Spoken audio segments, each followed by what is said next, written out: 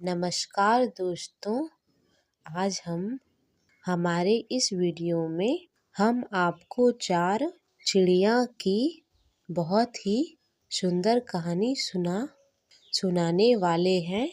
एक समय की बात है, 4 चिड़िया एक पेड़ पर रहती थी।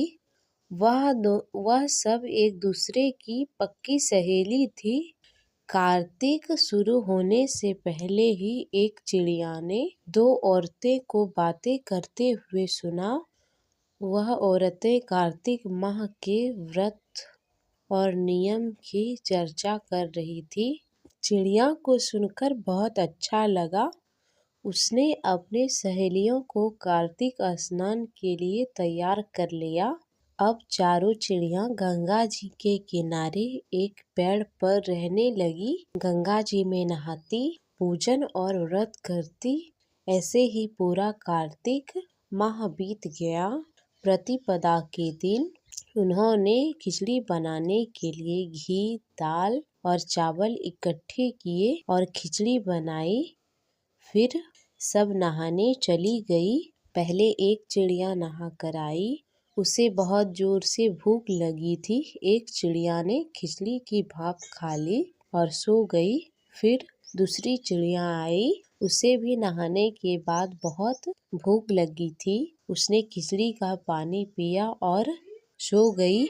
तीसरी चिड़िया आई और उसे भी बहुत तेज भूख लगी थी। उसने खिचड़ी खा ली और वो भी दोनों चिड़ियाओं के साथ सो गई। अब जब चौथी चिड़िया आई तो उसने देखा तीनों चिड़िया सो रही हैं। उसे लगा ये तो खिचड़ी खाकर सो गई है। उसने खिचड़ी की खुरचन खाई और वो भी सो गई। उसी शाम देवलोक से तूफान आई। वो चारों चिड़ियाएं मर गई। अगले जन्म में जो चिड़िया ने भाप खाई थी वह राजा के घर राजकुमारी बनी। जिस चिड़िया ने खिचड़ी का पानी पिया था वह कुम्हार के यहाँ पैदा हुई। जिस चिड़िया ने खिचड़ी खाई थी वह ब्राह्मण के घर पैदा हुई और जिस चिड़िया ने खुरचन खाई थी वह राजा के घर हथनी बनी। कुम्हार की लड़की राजा के महल में दासी बन गई और ब्राह्मण की लड़की राजकुमारी की सहेली बन गई। राजकुमारी को अपने पिछले जन्म की सारी बातें याद थी। राजकुमारी का विवाह हुआ। जब वह विदा हुई तब बोली, मैं अपनी सहेली और दासी को साथ ले जाऊंगी। राजा ने बोला, ठीक है। राजकुमारी ने फिर बोली, मैं इस हथनी को भी साथ लेकर जाऊंगी। राजा ने सैनिकों से कहा, हथनी को ले आओ, पर हथनी उठी ही नहीं। तब राजकुमारी ने हथनी के कान में जाकर अपने पिछले जन्म की सारी बात कही तो हथनी खड़ी हो गई। यह देखकर वह राजकुमार जो राजकुमारी को बिहाने आया था, तुमने इसके कान में क्या कहा कि यह तुरंत खड़ी हो गई? मुझे बताओ, तुम कौन हो?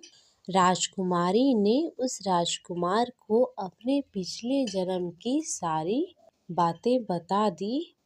राजकुमार ने बोला, कार्तिक नहाने का इतना फल होता है कि चिड़िया को मनुष्य का योनि मिल जाए तो हम भी इस वर्ष जोड़े से कार्तिक स्नान करेंगे और खूब दान पुण्य करेंगे।